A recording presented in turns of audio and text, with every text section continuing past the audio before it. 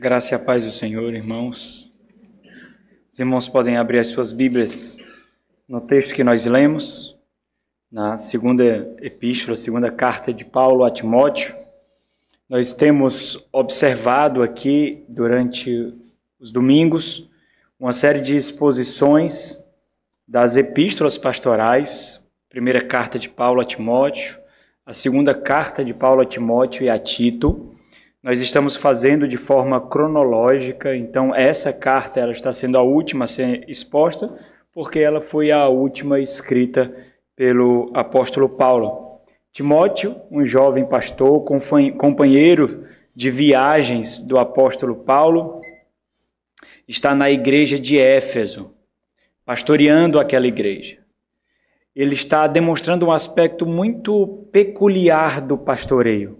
Ele está socorrendo o rebanho que está sendo açoitado por lobos, por falsos profetas, por homens maus, por homens perversos. O próprio apóstolo Paulo, identificando aqueles homens, o faz como agentes do diabo, como agentes do inferno, para perverter a vontade do Senhor no meio daquela igreja. Paulo escreve a segunda carta a Timóteo, essa que nós temos diante de nós, e Timóteo ainda está lá até que Paulo solicite para que ele se encontre com ele. Então, vamos ler aqui os versículos 13 e 14 do capítulo 1, segunda carta de Paulo a Timóteo, capítulo 1, versículos 13 e 14. Parte desse versículo 13 será a fonte da nossa reflexão de hoje. Diz assim: mantenha o padrão das sãs palavras que de mim ouvistes, com fé e com amor, que está em Cristo Jesus. Guarda o bom depósito mediante o Espírito Santo que habita em nós. Vamos orar mais uma vez. Nosso Senhor, nós temos diante de nós uma porção tão rica, tão maravilhosa das Tuas Sagradas Escrituras. Porção essa que desde a eternidade o Senhor determinou que estivesse como fonte da nossa reflexão hoje. Então rogamos a Ti, ó Deus, que o Senhor faça cumprir os Teus santos propósitos em nós. Penetra o mais profundo do nosso coração. Ajuda-nos a discernir a Tua vontade. Nos conforme a imagem do Teu Santo Filho, Senhor Jesus Cristo. Vence as nossas barreiras, para que sejamos completamente Teus. Em nome de Jesus. Amém.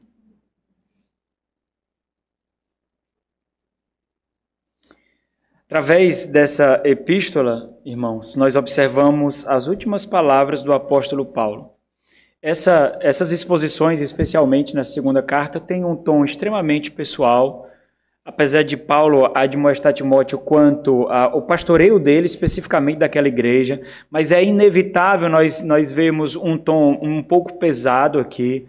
Paulo está despedindo-se não somente das suas viagens missionárias, não somente do seu filho da fé, dos seus companheiros de viagem, mas Paulo está se despedindo desse lado da eternidade. Daqui a pouco Paulo encontrar-se-á com o Senhor. A sua vida será tomada não pelos romanos, não pelos inimigos de Deus, mas pelo próprio Senhor. O Senhor vai tomá-lo para si. Então nós observamos as últimas palavras do apóstolo aqui. Observamos que através da vida do apóstolo Paulo, através da sua própria presença, através do envio que ele fez de obreiros a diversos locais, através das suas próprias cartas, Paulo, ele está na antessala do martírio aqui. Daqui a pouco ele se encontrará com a morte. Mas ele não é arrogante, ele não é egoísta. Ele não pensa em si mesmo. Ele pensa no evangelho, ele pensa na missão, ele pensa na luta pela causa do reino. Talvez isso deveria ser motivo, não por causa da exposição que fazemos acerca disso, mas da própria leitura, da própria postura de Paulo. Talvez isso deveria ser como exortação para nós. O egoísmo que se esconde atrás do sofrimento, atrás das lágrimas, atrás das dores, atrás do vitimismo. Com muita facilidade nós nos tornamos vítimas, nós temos pena de nós mesmos. E apesar de Paulo estar enfrentando dores agora, diferente da sua das suas prisões anteriores, especialmente a sua primeira prisão, em que ele estava numa casa, preso numa casa. Aqui é bem diferente. Paulo, de fato, compreende que ele deixará esse lado da eternidade. Mas ainda assim, o conteúdo da carta é admoestar, é recobrar a consciência de Timóteo de que ele tem uma missão, e essa missão deve ser cumprida, obviamente, na igreja de Éfeso ali. O próprio Paulo, ele é testemunha de que inúmeras armadilhas serão colocadas no caminho do evangelho e serão colocadas no caminho do próprio Timóteo. E essas armadilhas são como aguilhões na vida do homem de Deus para fazê-lo parar, para fazê-lo diminuir a intensidade, para fazê-lo desacelerar. E é justamente a consciência que ele tem dessa vocação, dessa missão, do privilégio que ele tem de ser agente de Deus para a edificação e salvação dos eleitos de Deus, que deveria fazê-lo percorrer esse caminho de sua missão, mesmo diante desses aguilhões que iria inevitavelmente feri-lo no ministério pastoral. O exercício do ministério pastoral se depara inevitavelmente e com a maior constância do que a igreja pode perceber, com armadilhas, com oscilações. Nós refletimos sobre isso. Todo o contexto aqui fornecido por Paulo ressalta o quanto manter a fidelidade seria intenso e doloroso. Muitas vezes manter essa fidelidade não será exercido sem lágrimas, sem dores. O próprio Paulo atesta isso. Nesse exato momento, ele é um testemunho vivo de que manter a fidelidade da vocação, manter a igreja nos trilhos, manter a igreja sob o fundamento do fiel evangelho do Senhor Jesus Cristo exigirá a vida de muitos. Simplesmente porque foi assim que aconteceu com o nosso Senhor Jesus Cristo. Exigiu a vida dele. E todos aqueles que são chamados para serem instrumentos diretos e intensos dele, também terão a sua vida moída, a sua vida tomada. Na verdade, esse é o alistamento de todo cristão. Aqueles que foram chamados para Cristo deveria riscar os seus nomes do seu caderno de oração.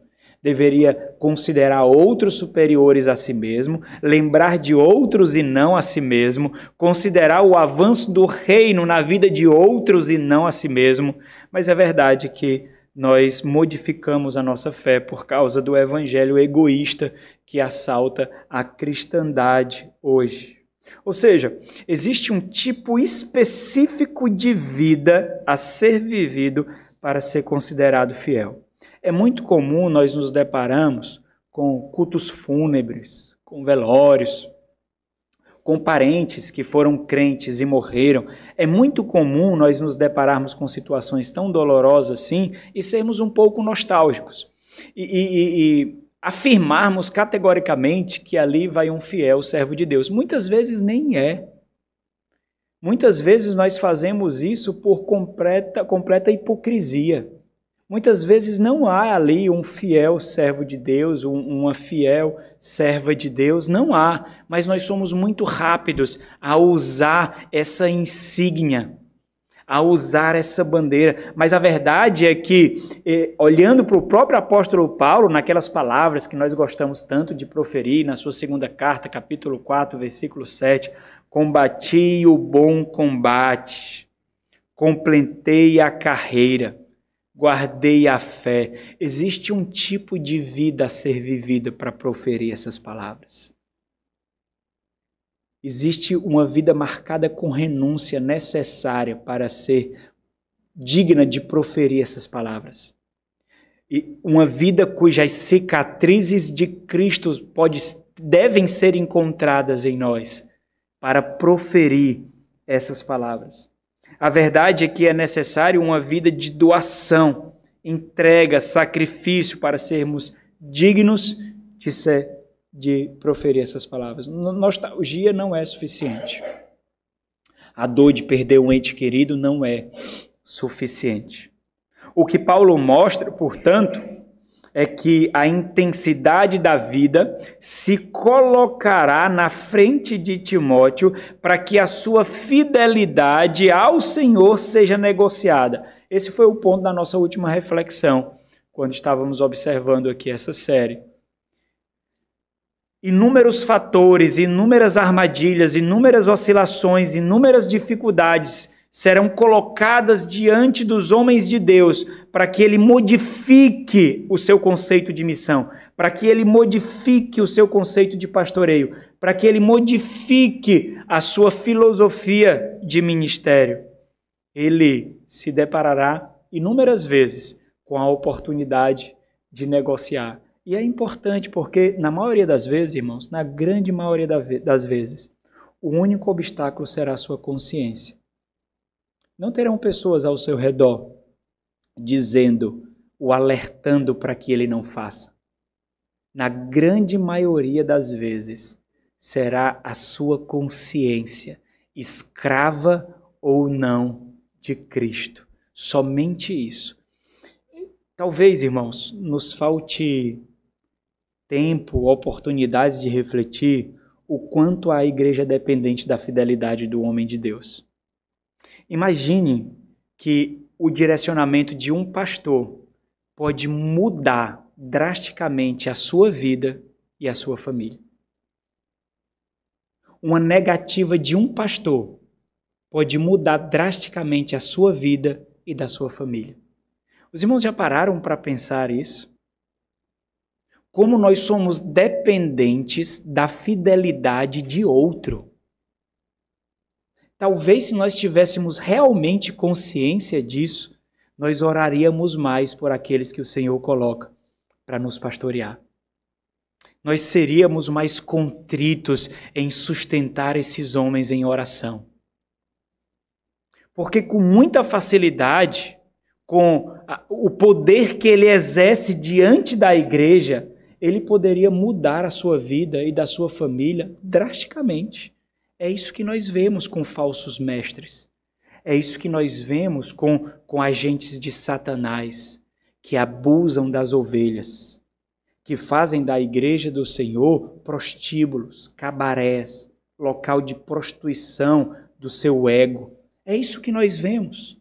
É isso que nós vemos, homens infiéis e imorais, ao invés de cuidar da fragilidade, da vulnerabilidade das ovelhas, fazem, na verdade, usurpar dessa vulnerabilidade, tripudiar dessa vulnerabilidade. Esse vai ser o ponto onde nós refletiremos no próximo sermão dessa série. A fidelidade do homem de Deus é importante não somente por causa do homem de Deus, mas por causa de toda a igreja, por causa da sua vida, por causa da sua família. Por isso, o maior desafio de Timóteo e do homem de Deus quanto à fidelidade é justamente manter essa fidelidade. Não é entender em que consiste essa fidelidade, mas manter essa fidelidade que ele já tem conhecimento. Então, em que consiste a fidelidade do homem de Deus? Na pregação, na devoção e na dependência. No último sermão, nós refletimos sobre essa fidelidade na pregação. Nesse sermão, nós vamos refletir a sua fidelidade na devoção. A fidelidade do homem de Deus. Vamos ler novamente os versículos 13 e 14 para ficarmos com esse texto em nossa mente. Mantém o padrão das sãs palavras que de mim ouvistes, com fé e com amor que está em Cristo Jesus. Guarda o bom depósito, mediante o Espírito Santo que habita em nós. Meus irmãos, essa pequena porção aqui é a máxima de todas as epístolas pastorais. É o centro de todas as 3 cartas, conhecidas como cartas pastorais, que Paulo envia com conselhos a pastores.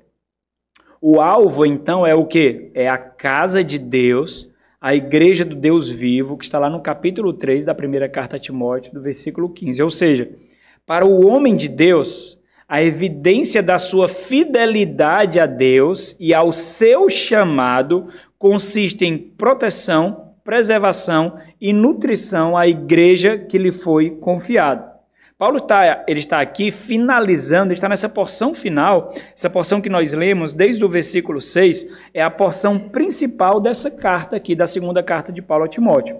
E ele está nessa porção final. E ele aponta 3 pilares que sustentam essa fidelidade do homem de Deus no ministério pastoral. O primeiro foi a pregação. Então vamos lembrar um pouquinho. Quando Paulo diz assim: mantém o padrão, mantém o molde, a estrutura, como recebestes, mantém o padrão das sãs palavras. O evangelho aqui é descrito como essas sãs palavras. Mantém o padrão das sãs palavras que de mim ouvistes.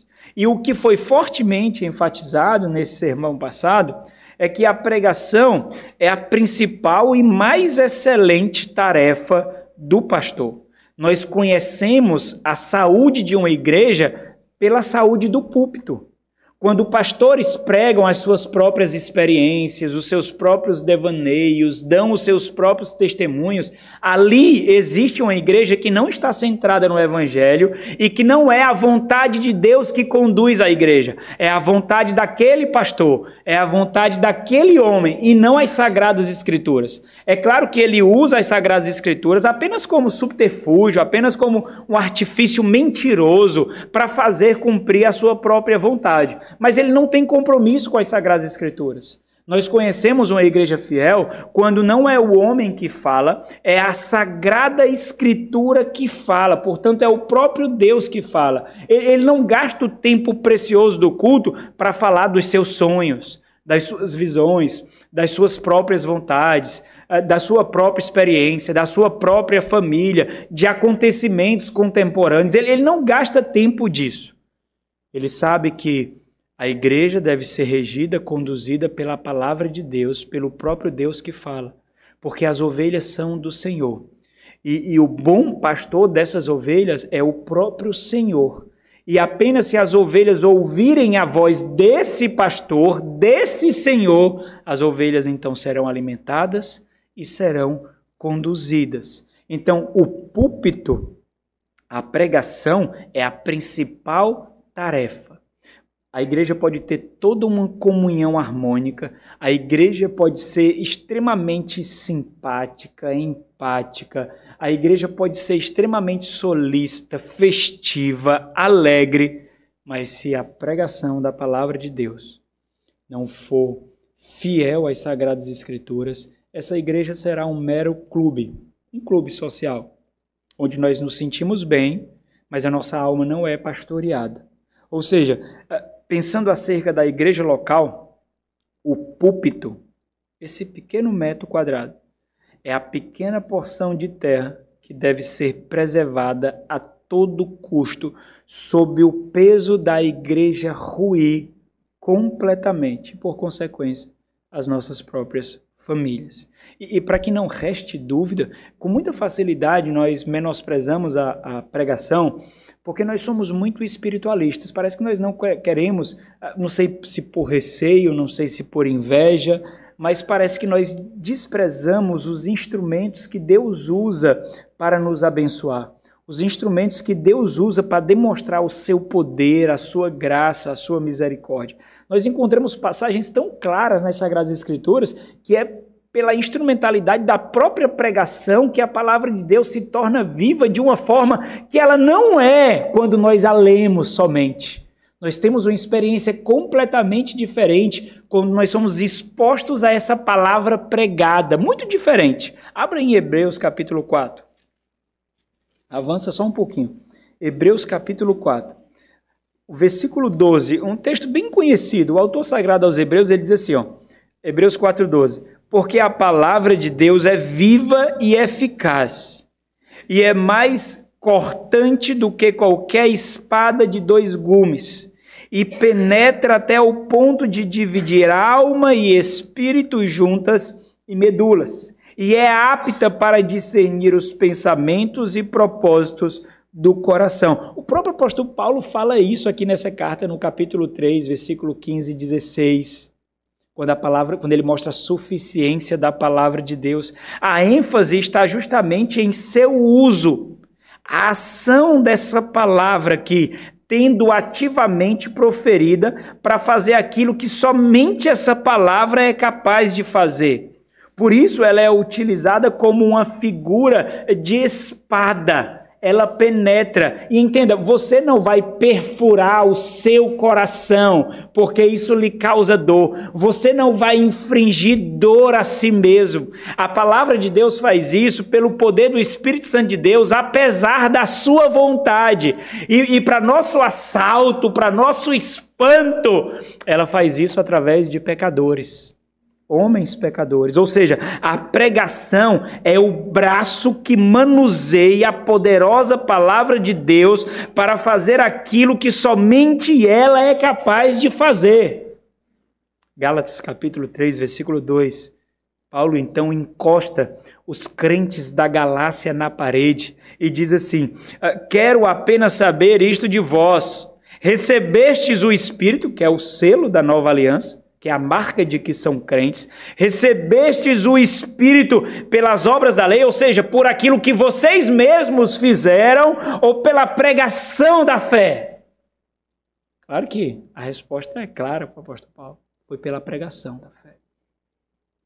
Não foi por pregação de vontades humanas, porque é isso o contraste aqui. Pregação de obras, você pode... Você consegue, você determina, você tem poder, você tem autoridade. Não.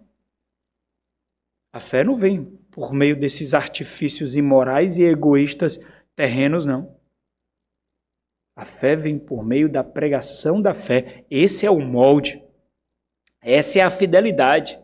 E eu gostaria muito que, à medida que eu estivesse falando aqui, expondo aqui, os irmãos conseguissem olhar para toda essa estrutura necessária. Como a igreja precisa de homens que estejam completamente dedicados à causa do Rei.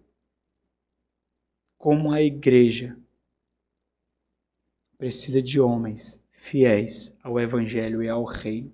É muito importante que os irmãos não percam isso de vista. É por isso, irmãos, que nossa experiência diante da palavra de Deus, como eu fiz referência, é tão diferente na pregação.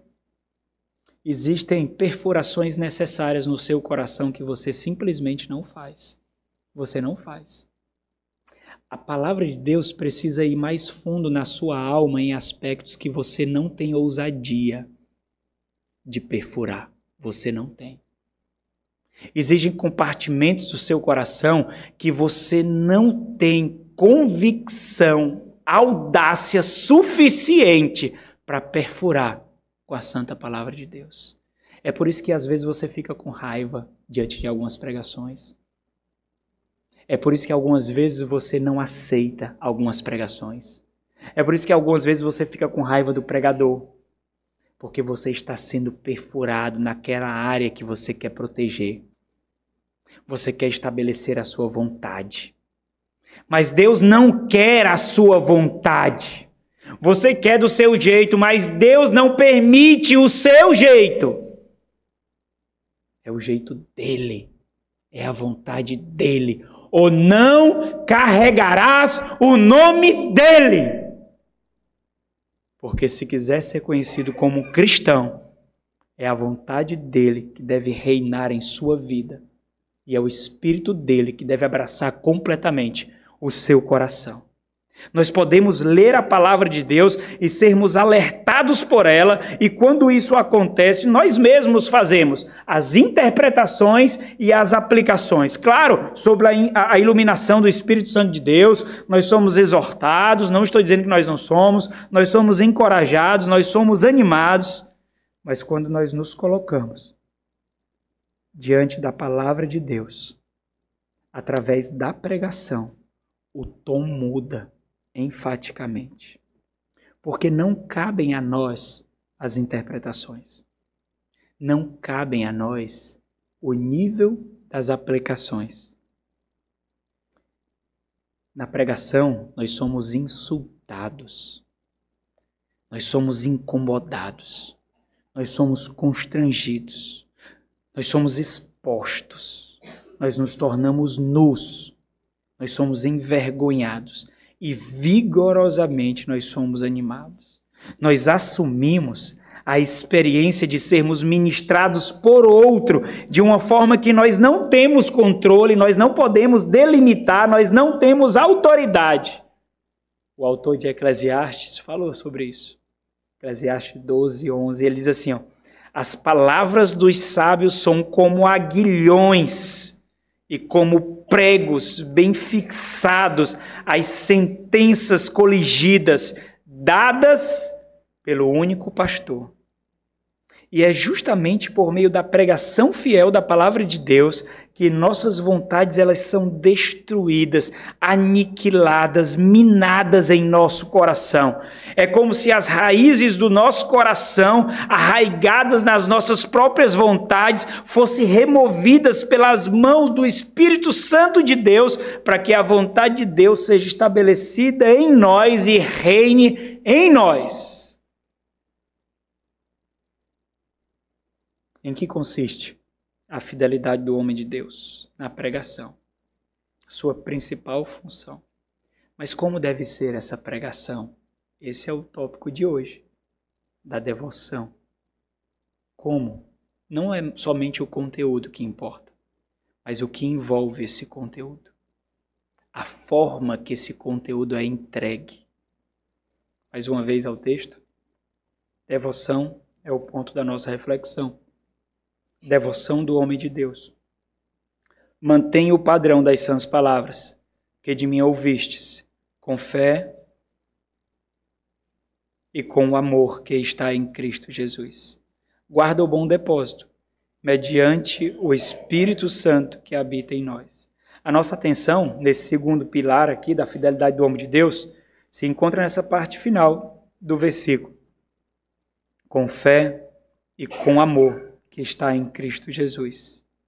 Observa que existem 3 qualificações da fidelidade do homem de Deus. O primeiro é na pregação, nós vemos, mantenha o padrão das sãs palavras que de mim ouviste, o apóstolo Paulo alerta. E o segundo, mantenha o padrão das sãs palavras como? É o segundo, com fé e com amor que está em Cristo Jesus. Então, a segunda ênfase, ela se destina a qualificar como o padrão dessas sãs palavras devem ser mantidas.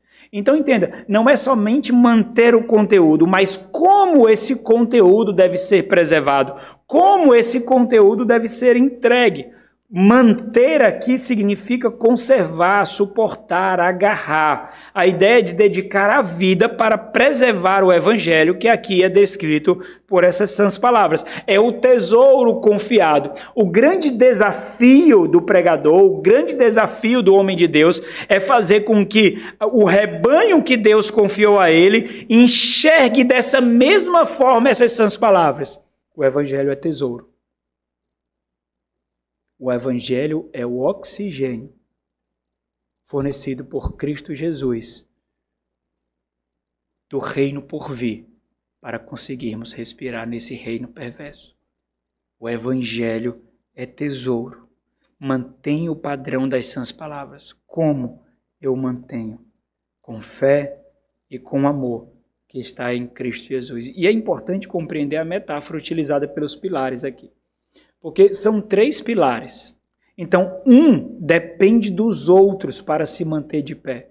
Não existe um mais importante do que o outro. Se nós pensarmos no conteúdo somente, nós podemos parar numa ortodoxia fria, no ensino enfadonho, sem vida. Se nós pensarmos na paixão da devoção, na paixão da pregação, nós somos levados ao emocionalismo, sem conteúdo. É aquilo que se satisfaz, é como algodão doce. Nos dá prazer ao comer, mas não nos nutre. Então é importante entender a metáfora dos pilares aqui. Eles são interdependentes, eles estão todos interligados. Juntos, ou eles se mantêm de pé ou caem. Então no primeiro pilar, que é sobre a pregação, a atenção é voltada ao conteúdo. Aquilo que foi recebido é justamente o padrão que precisa ser mantido, que precisa ser preservado, que precisa ser guardado. O conteúdo da pregação é apontado aqui. O segundo pilar é sobre a devoção. A atenção aqui é voltada em como esse conteúdo deve ser mantido. Ou seja, não é suficiente somente manter a fidelidade do conteúdo recebido através da pregação, mas também deve ser observado como ele deve ser mantido. Então, existe uma atmosfera que deve envolver esse conteúdo. É essa atmosfera que, em parte, vai atestar que aquilo que você diz que o Evangelho faz é verdade. Isso quer dizer que na entrega desse conteúdo deve ser visto vida nele, a vida que ele promete. Deve ser visto paixão, convicção, vigor. Ou seja, a fidelidade ao que foi recebido também consiste em ser caracterizada pela fé e pelo amor. O conteúdo deve transmitir isso. Então, Paulo parece apontar para um aspecto subjetivo aqui. Um aspecto mais contagiante do Evangelho. É aquilo que flui do Evangelho, da pregação fiel do Evangelho. Aquilo que aquece ao coração e faz arder a nossa alma. Tanto daqueles que pregam, como daqueles que ouvem essa mensagem. Alguns podem identificar isso como unção. É a unção de Deus para a pregação. A unção de Deus, irmãos, não é falar em línguas, não é cair, não é dar profetada. Isso não é a unção de Deus. A unção de Deus é falar sem a mínima dúvida de que é Deus que está falando. É Deus que fala. Não há dúvida qualquer de que quem está falando ali não é homem, mas Deus. Observe que não há dissociação. Existe, na verdade, uma união harmônica, uma união perfeita entre o conteúdo e a paixão que envolve esse conteúdo, com fé e amor que está em Cristo Jesus. Paulo falou sobre isso na sua primeira carta, no capítulo 1, no versículo 14, quando ele diz assim: transbordou, porém, a graça de nosso Senhor com a fé e com o amor que há em Cristo Jesus.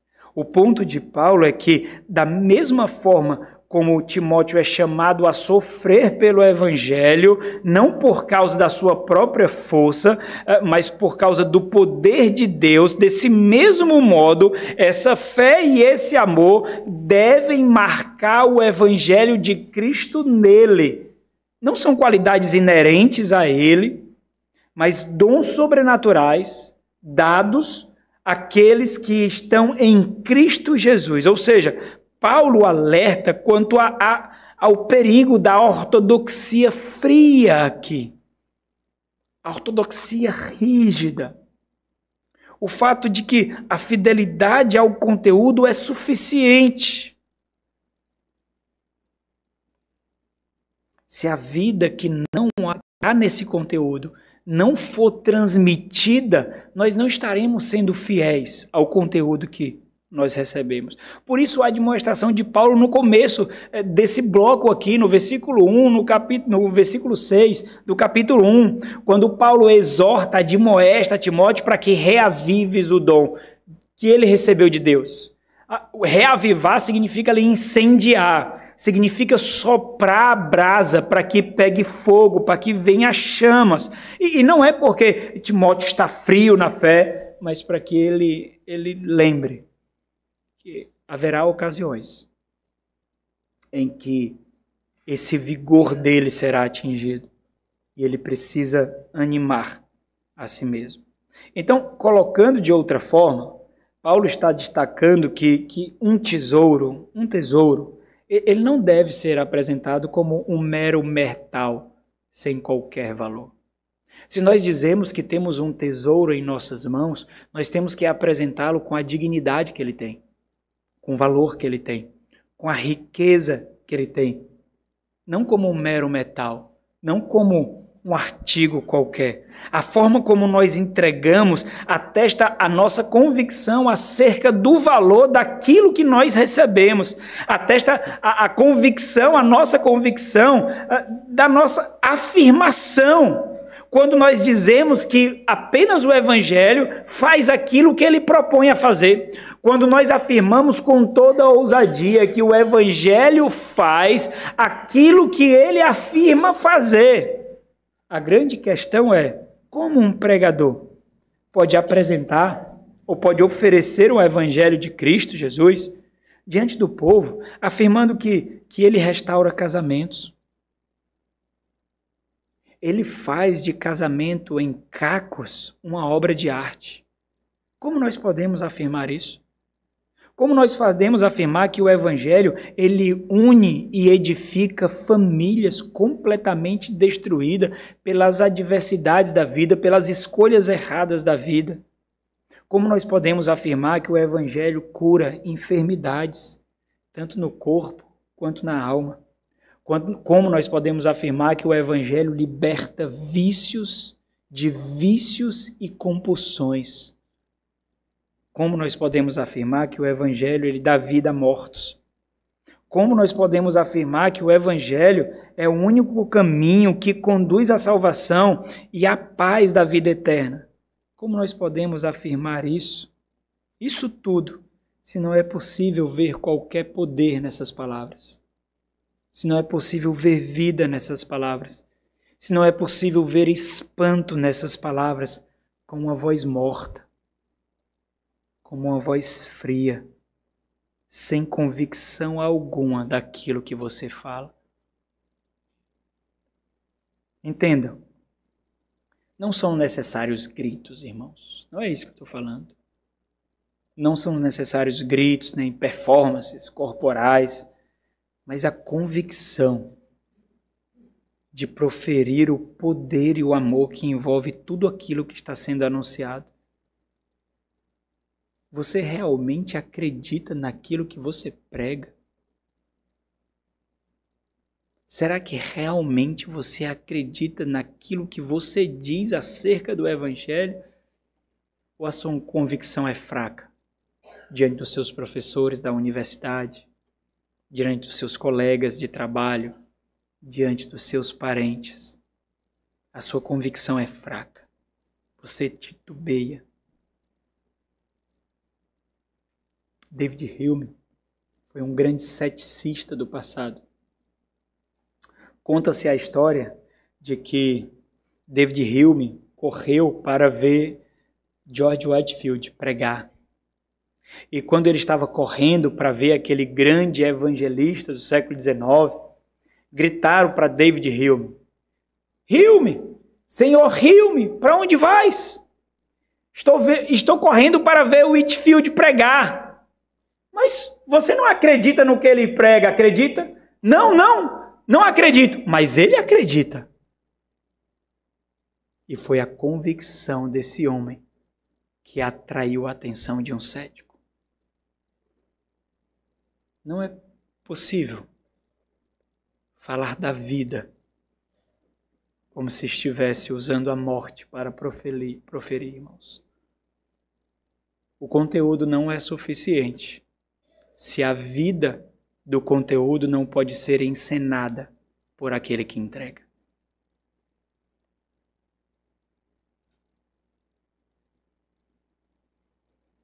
Não é por acaso, irmãos, que palavras são usadas para o convencimento de muitos, para extraviar rebanhos, para extraviar pessoas que têm uma fé tão sincera, embora sem conteúdo.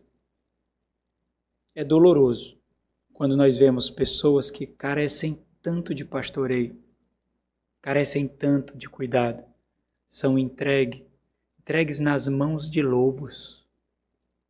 Nós temos um mar de igrejas da prosperidade fazendo isso. Charlatões, homens imorais, que pegam senhorias, que vão buscar bênçãos para suas famílias, que pegam pessoas que buscam bênçãos para o seu corpo enfermo, a realização de sonhos, o desejo de uma vida melhor. E esses abusam dessa fé sem conteúdo, dessa fé rasa. Uma fé ingênua, sincera, mas ingênua. E como nós já refletimos aqui várias vezes, ingenuidade mata. Ingenuidade não nos faz inocente nas nossas escolhas. É doloroso, mas nós somos culpados da nossa ingenuidade. Nós somos culpados. Palavras convencem, irmãos. Por isso, falsos mestres fazem do povo marionetes das suas próprias vaidades, porque ele anseia aquilo que você quer e ele usa justamente aquilo que ele anseia, porque sabe que você também quer, e promete o reino nessa terra. Faça o propósito tal e você alcançará aquilo que tanto anseia, aquilo que tanto deseja. É por isso que alguns homens piedosos já falaram que o grande juízo de Deus sobre esse povo que é levado por esses lobos, o grande juízo de Deus é a própria ignorância de não discernir que são homens maus, porque esse povo que busca essas igrejas não buscam Deus, eles buscam a sua própria vaidade, a sua própria carnalidade. Eles não querem Deus, eles querem a bênção de Deus. Eles não anseiam Deus, eles anseiam a bênção de Deus. Entendam, irmãos, é importante entender isso. O povo segue homens assim, porque nesses homens é possível ver segurança, solidez, confiança, serenidade, ousadia e força. E no mar de mundo que falta solidez, homens assim atraem multidões. Então a questão é, como pode o pregador da palavra de Deus, munido com o poder de Deus, com o Espírito Santo de Deus, apresentar menos convicção do que um falso profeta, do que um charlatão, do que um falso mestre? Então a síntese de tudo é o seguinte: não é possível dissociar, não é possível divorciar, não é possível separar o conteúdo da pregação da convicção na pregação. Eu preciso ter realmente certeza do que eu estou falando, que eu acredito naquilo que eu estou falando. E você que ouve também precisa ter plena convicção de que aquele que está falando acredita no que está falando, ou não. Ele está pregando só porque é papel dele. Ele precisa cumprir a sua carga de trabalho. Ele precisa proferir mais um sermão, dar mais uma aula, ou não. Você percebe que, de fato, aquela pregação o tomou. Ele realmente acredita naquilo que ele diz. Então, para a gente concluir, em que consiste a fidelidade do homem de Deus? Na pregação, na devoção e na dependência. Eu quero fazer algumas aplicações pontuais, como eu tenho feito, primeiro aos oficiais ou aqueles que são vocacionados ao ofício, depois a cada crente de forma individual e depois a toda a igreja.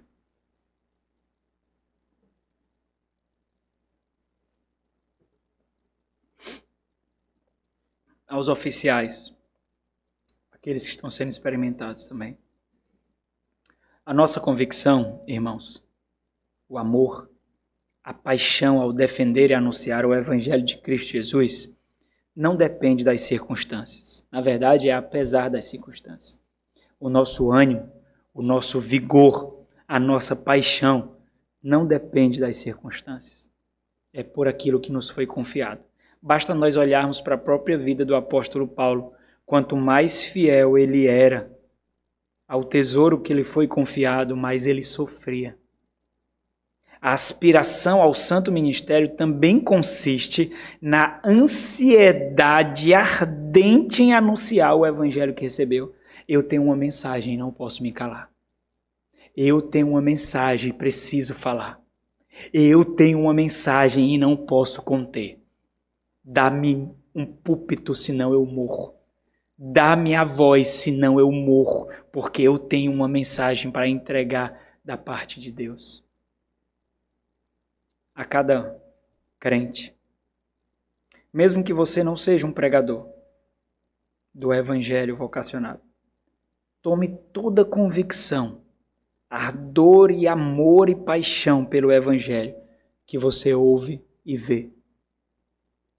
Se aproprie dessa convicção com que é proferida essa palavra de vida, como que dando voz aos autores sagrados, como se o Espírito Santo estivesse falando, como se você pudesse fechar os olhos e abrir a sua Bíblia e ver os autores sagrados falando as Sagradas Escrituras, explicando para você as Sagradas Escrituras. Se aproprie dessa ousadia, dessa convicção. Imite a fé de homens assim. Imitem a fé daqueles que foram postos como modelos de Cristo Jesus para você. E faça isso no seu lar. Se as intensas palavras do Evangelho estão batendo as duras portas do seu coração, não mantenha fechado. Abra. Não resista. Entregue-se a Cristo Jesus. Não é um homem que fala, é o Espírito Santo de Deus que arrebenta as portas do seu coração para que você ame a Cristo. Desista de si mesmo. Desista de si mesmo e viva para Cristo. Entregue a sua vida a Ele, porque você não sabe usar a vida que você tem. Você não sabe o quanto é valiosa a sua vida. Você não tem ideia do que custou a sua vida. Entregue àquele que sabe, porque Ele deu a vida dele por você. Ele deu. Ele sabe.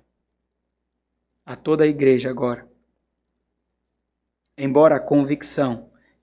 Observa aqui, igreja, que eu vou fazer uma conexão com a primeira aplicação aqui.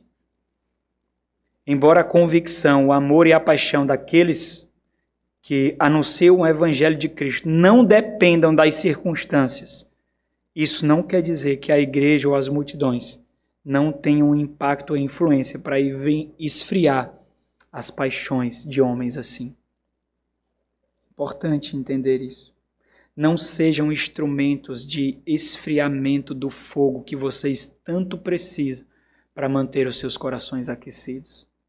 Pelo contrário, quando as águas tempestuosas da lida ministerial atingirem aqueles que ocupam o púlpito, sejam como instrumentos de sopro nesses braseiros, para que acendam novamente a chama em suas vidas.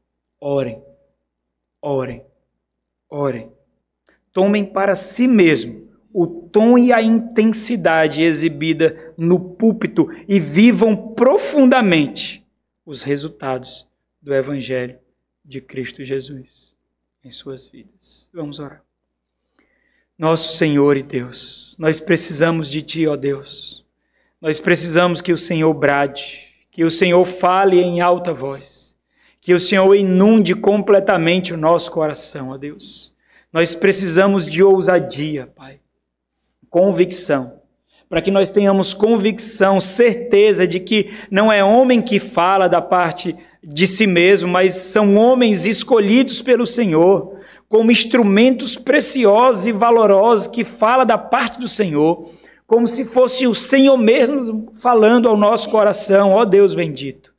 Então irrompe as estruturas que protegem o nosso coração da mensagem do Evangelho. Destrói as nossas barreiras, ó Deus. Toma o nosso coração para Ti. Separa homens para ocupar o púlpito dessa igreja com ousadia, com fidelidade, com convicção. Para que toda a igreja de guardas baixas tenha a plena convicção, a plena certeza, ó Deus, de que é o Senhor que a pastoreia, de que é o Senhor que a protege, é o Senhor que a nutre, é o Senhor que a edifica, ó Pai. Faz isso, Deus, e que nós, como igreja do Senhor, possamos ter uma vida de constante oração, luta para sustentar homens do Senhor em nossas vidas, ó Deus, homens de Deus, separados para a proteção, preservação da igreja do Senhor. Ajuda-nos, ó Pai, em nome de Jesus. Amém.